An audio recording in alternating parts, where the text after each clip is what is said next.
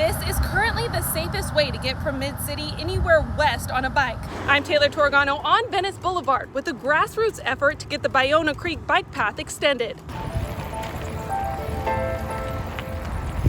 From the eyes of an avid cyclist, extending the Ballona Creek bike path just makes sense. Michael Schneider rides his bike daily to get to where he needs to go after giving up his car 9 years ago.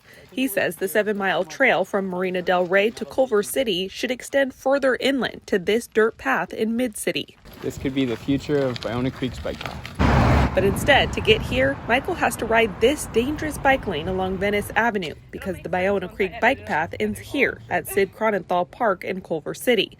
About a year ago, Michael was headed home from LAX on his bike and had a thought. LAX is surprisingly accessible by bike. I know it sounds crazy, but Ballona Creek is part of that. And it's a very pleasant, car-free way to get very close to the airport.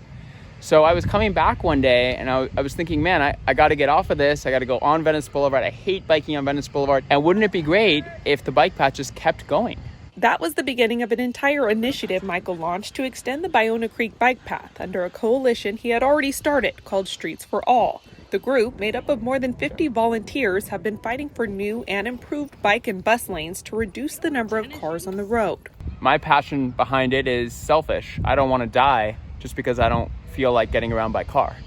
And the city has year-round perfect weather for it, but not great infrastructure for it. Michael shows on these renderings the proposal to extend the bike path along Ballona Creek just about 2 miles east of Sid Cronenthal Park to Venice and Cochran.